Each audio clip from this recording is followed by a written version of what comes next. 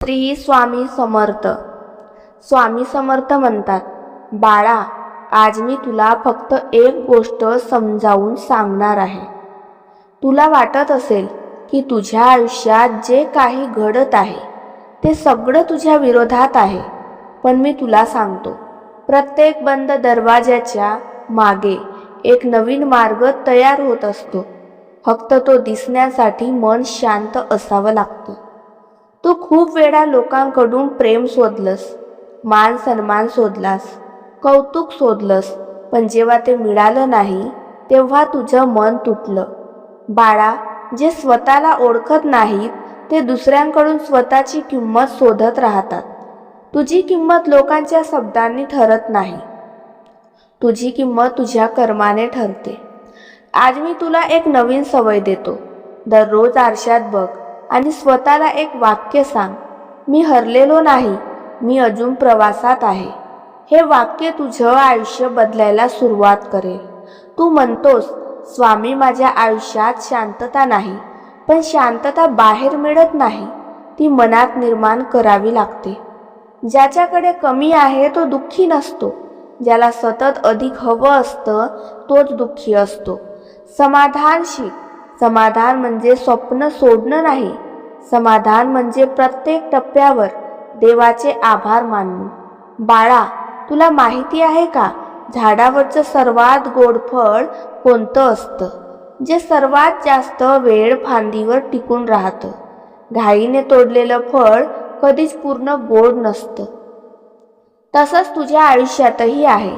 वेळ येण्याआधी मिळालेली गोष्ट आनंद देत नाही, योग्य वेळ मिळालेली गोष्ट आयुष्यभर सुख देते. म्हणून संयम ठेव. तुझी वेळ येत आहे. आजपासून एक गोष्ट सोड, स्वतःची तुलना. कोणी तुझ्यासोबत पुढे असेल तर कोणी मागे असेल, पण प्रत्येकाचा रस्ता वेगळा आहे. नदी आणि सूर्याची शर्यत होत नाही, दोघेही आपलं काम करत राहतात. तसंच तूही कर. तुझ्या कामावर प्रेम कर, लोकांच्या टाळ्यांवर नाही. बाळा, आज मी तुला एक छोटी परीक्षा देतो. आज कोणीतरी तुला दुखावेल, कोणीतरी तुझ्याशी चुकीचं बोलेल. त्यावेळी रागाने उत्तर देऊ नकोस. फक्त मनात माझं नाव घे. तू जिंकशील. कारण मोठा माणूस तो नसतो जो वाद जिंकतो, मोठा तो असतो जो स्वतःवर विजय मिळवतो. आणि शेवटी माझ्याकडे रोज ये, पण फक्त अडचणीतच नाही, आनंदातही ये. यश मिळालं तरी ये, कारण जो भक्त फक्त दुःखात देवाला आठवतो त्याची श्रद्धा अपूर्ण असते. मला तुझ्या आनंदातही सहभागी करून घे. मी तुझ्याकडून मोठे यज्ञ मागत नाही, मोठ्या देणग्या मागत नाही.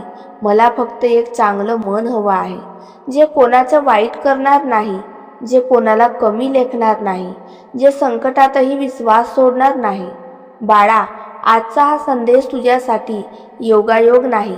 तू हे शब्द ऐकत आहेस म्हणजे तुझ्या मनात अजूनही प्रकाश जिवंत आहे. त्या प्रकाशाला जप, श्रद्धा जप, संयम जप आणि प्रत्येक सकाळी हसून म्हण, स्वामी, आजचा दिवस तुमच्या चरणी अर्पण. मग पहा, रस्ता तोच असेल, लोक तेच असतील, परिस्थितीही तीच असेल, पण त्यांना समोर जाणारा तू बदललेला असशील.